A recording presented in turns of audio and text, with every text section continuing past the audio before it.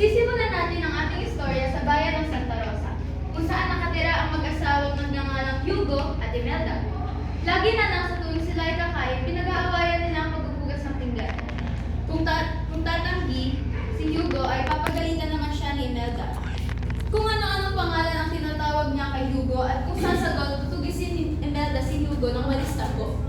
Nakasanayan ng tawagin ng kanilang mga kapitbahay ang bugniting si Imelda na kamadang at si Hugo na kaugo. Isang araw, nang malapit na silang matapos kumain, biglang dinabog ni Kaugong ang lamesa, sabay sinabi, Ayoko na maghugas ng mga pinggan. At sino? Ako, buong araw na ako nagtatrabaho, ayoko na maghugas ng mga pinggan. Dahil sa sinabi ni Kaugong, tumayo si Kamadang. Namayawang at hinarap si Kaugong. Gamit ang kanyang malakas na boses, tinanong niya ang kanyang asawa. At sino ginong Hugo ang maghugas ng mga pinggan? Natakot si Kaugong. Nanginig, nakaramdam ng kaba. Napahawak siya sa dulo ng mesa, titignan ng kanyang asawa, hindi niya magawa. Binulong niya sa ere ang mga salita. Ikaw ang babae. Ikaw dapat nagtatrabaho sa bahay.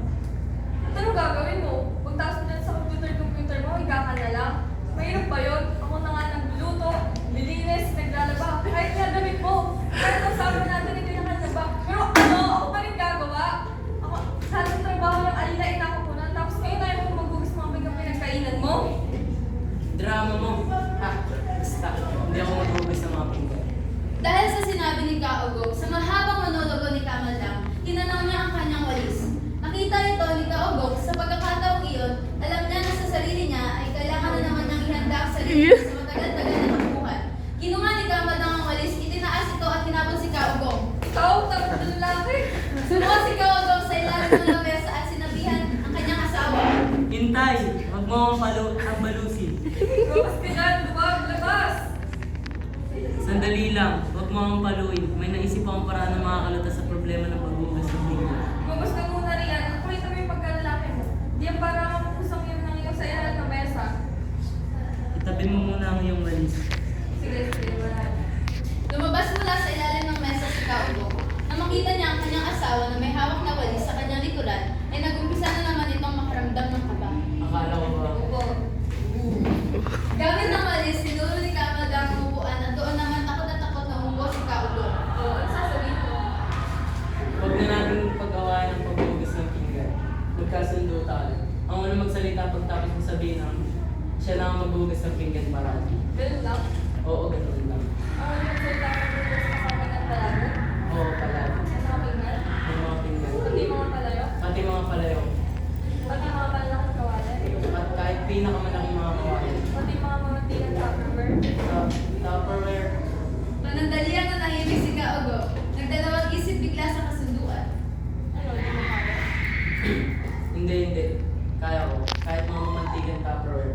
Ganito kapag nagsalita ka sa mga kataga-saan o kanino man ang alinman, siya lang ang maghugas ng pinggan parati. Dali yan. May sasarang ang bibig ko kahit sa lulo. Ikaw. Sila'y kapwa tumanhinig. Ilang sandali ay biglang tumawag ang kanilang kapitbahay. Maring Madam, tao po! Kaugong? Hindi rin sumagot si Kaugong. Magkikilaba ulit ako ha. Siguro walang tao.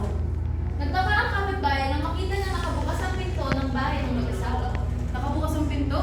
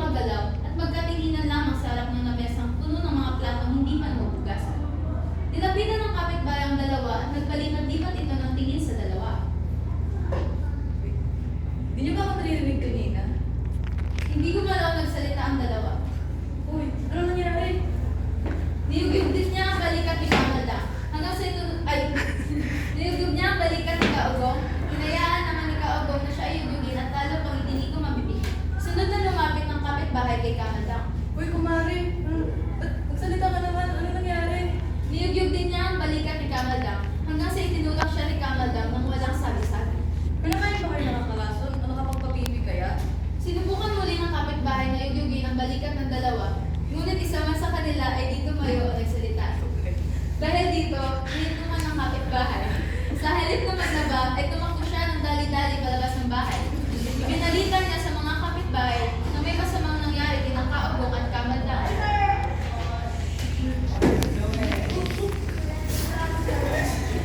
Nagtipon-tipon ang lahat sa bahay ng mag-asawa. Ano nangyari? Magkikinabalang sana ako dito kay Nakamaldang. Pagdating ko, yun na, nagpipila. Delikado tayo ng pare. Ano nakaugong?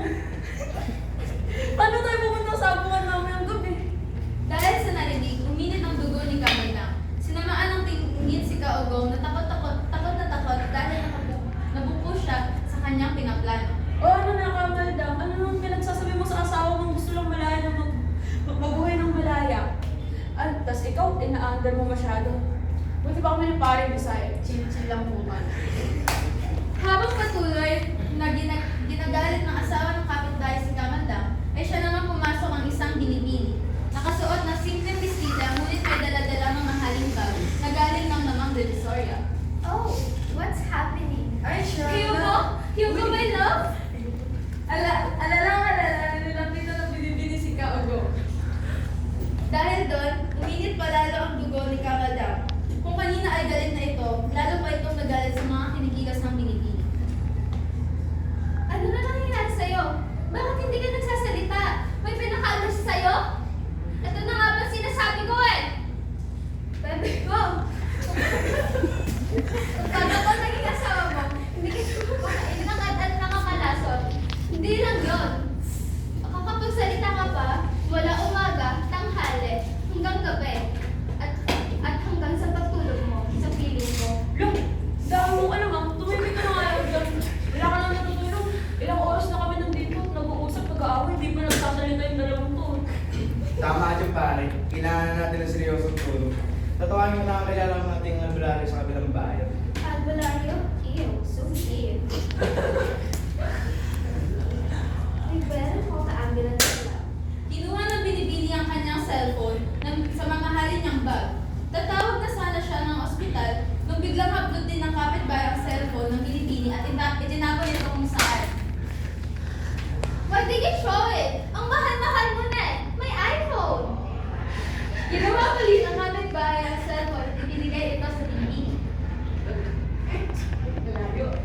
O ayan, isaksak na sa bago mo yung iPhone mong dual SIM. Kahit anong pagsisikap ng lahat para makapagsalita ang mag-asawa ay wala pa rin nangyayari. Binalaan na ni Kamaldang si Kaugong at pagkara ay pumikit.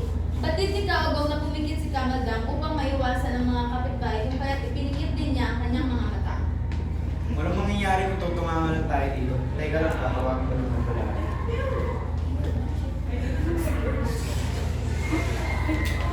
Walang pumansin sa sinabi ng binibini. Hindi rin nagtagal at bumalik na ulit si kumpare na walang dalang albularyo. O, asan yung albularyo? Andun, parating na. Hindi nagtagal at sa wakas ay dumating na rin ang albularyo mula sa kabilang bayan, si Maring Teresita. Medyo may katandaan na rin ito at may daladalang bayong. Inilabag din ito sa harap ng mag-asawa. Unang kita ko pa lang sa inyong dalawa, alam ko at sigurado na ako. Kinulam sila, isa tong kulam. Manong, ano ba gagawin para gumaling sila? Minamana mo ba ako? Hindi ako isang manang. Master ang tawag mo sa akin. Ate, naman itong albularyo na ito. Master, ano siya? May superpowers? Bibig ko nga, wala ka nang tinutulong dito. Hugo, may love, sinaaway ako! Dali ang naiinit ang albularyo. Tila ba ang umiisip ng paraan kung paano mapapagaling ang mag-asawa. Maya-maya ay bigla siyang napasigaw dahil lang para magulat ang lahat. Kailangan ko kayong lahat. Oo, kayong lahat. Dahil malakas ang sumbalero. Manong Teresita. Master! Master, ano pong kailangan natin gawin upang mapagaling natin sila? Ganto. Lahat ng gagawin ko ay gagayahin nyo. Gagayahin nyo lang ha, pati kayo. Pati ikaw, at ikaw, at ikaw. Nagsimula ang ritual ng albularyo, pinaghawak-hawak niya ang kamay ng lahat. At sinabi ang mga albularyo ay siya gagayahin din ng lahat. Sunggali-gali-gali, sunggali-gali, sunggali-gali-gali, sunggali-gali, sunggali-gali-gali.